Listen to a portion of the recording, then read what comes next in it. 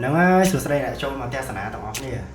មួយរយៈចុងក្រោយនេះឬក៏ថ្មីនេះបងប្អូនប្រកាសជាបានឃើញហើយថាក្រុមហ៊ុន Mitsubishi បានដាក់បញ្ចេញនៅរថយន្ត pick up series ថ្មីរបស់ខ្លួនដែលគេឲ្យឈ្មោះថា L200I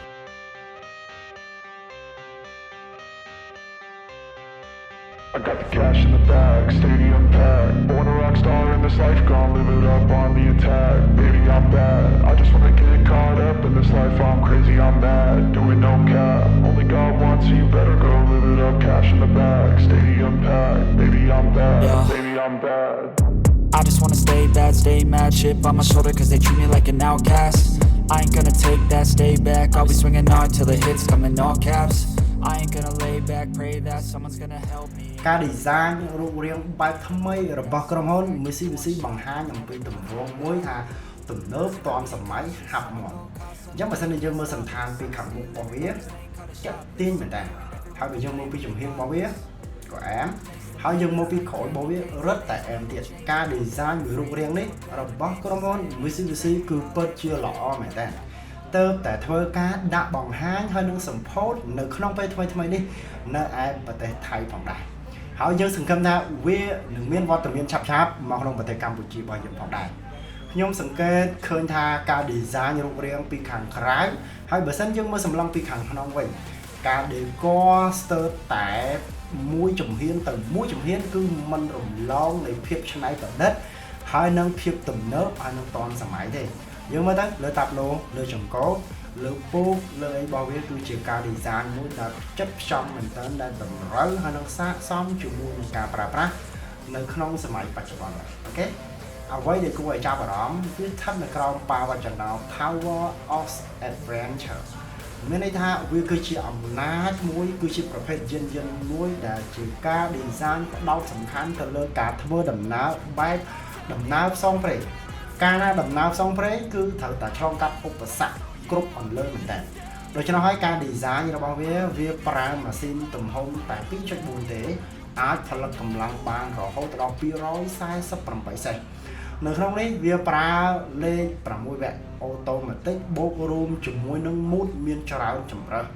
មូតទាំងអស់នោះមានការបើកបរធម្មតាការបើកបរលក្ខណៈ Eco ការបើកបរលក្ខណៈ Gravel ផ្លូវរលាក់ការបើកបរលក្ខណៈស្ថានភាពប្រើការបើកបរជាមួយស្ថានភាពដីល្បាប់ផុកជាដើមហើយនឹងការបើកបរទៅលើស្ថានភាពដីខ្សាច់ក៏ដូចជាការបើកបរទៅតាមស្ថានភាពផ្លូវក៏លោកលាក់ឡើងក្នុងមួយជាដើមអញ្ចឹងមូតទាំងអស់របស់វាគឺយើងអាចធ្វើការបញ្ជាទៅតាម function ណាមួយដែលយើងត្រូវការបើកបរផងដែរវាពិតជាឡានមួយនេះ design ឡើងវាដូចឡាន pick up ផ្សេងៗដែរទេបណ្ដោយរបស់វាគឺ5.3 ម៉ែត្រហើយ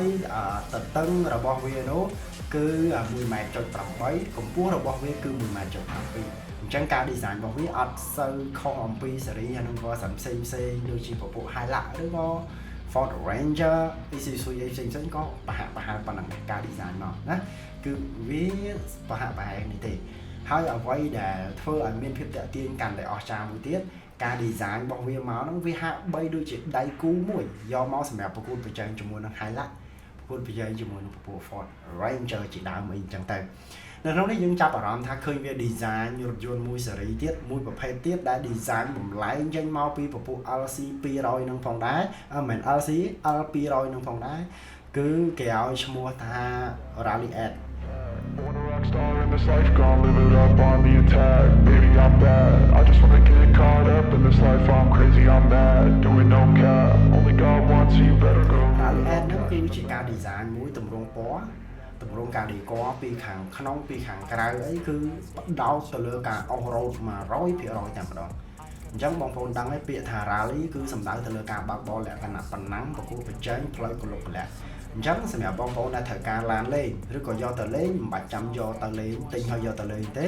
ក្រុមហ៊ុនមានការ decor ការរៀបចំឲ្យមកស្អាតតែម្ដងអញ្ចឹងបើត្រូវការស្រឡាញ់គឺរូបរាងដែលខ្ញុំដាក់បង្ហាញអញ្ចឹងទៅយើងមើលពីខាងមុខពីចំហៀងពីខាងក្រោយរបស់វាពីលើគឺគេដាក់កង់សកូនៅលើហ្នឹងដូចជាការ design របស់ពពួក Ford S150 សម្រាប់ off road អីអញ្ចឹងទៅ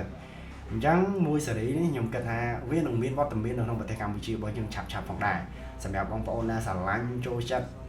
lên lán là cái nào ô thời cả con chỉ là cái nào con crow ấy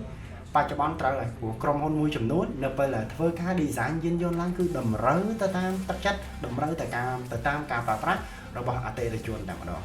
hai bây giờ sầm lắng hay đang bị phiền từ lưỡi crom ăn bảo vệ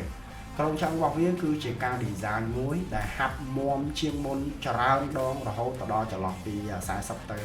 học sắp hiểu rồiហើយការ design នេះគឺវាអាច flexible បត់បែនទៅតាមស្ថានភាពនៃការបើកបរផងដែរដែលវាផ្ដល់នូវសុវត្ថិភាពហើយនិងផាសុកភាពសម្រាប់ការប្រើប្រាស់ហើយបើយើងនិយាយអំពី convenience ទំនុកចិត្តខាងក្រោយហ្នឹងគឺមានឆ្នន់មានអីសម្រាប់ជន់ឡើងហើយសម្រាប់របាវាគេធ្វើគ្រើមគូតខាងក្រោយហ្នឹងសម្រាប់យើងជន់ទៅកុំឲ្យល្អដាក់អីវ៉ាន់ដាក់អីកុំឲ្យល្អអញ្ចឹងអូគឺ certified មែនតើសម្រាប់អ្នកដែលប្រើប្រាស់ pick up series ថ្មីនិយាយទៅ version ដែល design ស្ទើរតែគ្រប់ model ហើយជាពិសេសរបស់ក្រុមហ៊ុន Mitsubishi ណាឆ្នាំ2023ហ្នឹងតម្រូវចិត្តអ្នកប្រើប្រាស់ខ្លាំងមែនតើហើយចូលដល់ version ឆ្នាំ2024នេះវារឹតតែតម្រូវចិត្តខ្លាំងទៅទៀតបងប្អូនអញ្ចឹងសម្រាប់បងប្អូនដែលស្រឡាញ់ហើយនឹងចូលចិត្ត version ទាំងអស់ហ្នឹងវាពិតជាអែមហើយហ្នឹងហើយសម្រាប់វីដេអូដែលចែកជូនពីបងប្អូនមានតែប៉ុណ្្នឹងទេបើសិនជាបងប្អូនមានសំណួរផ្សេងៗចង់សាកសួរ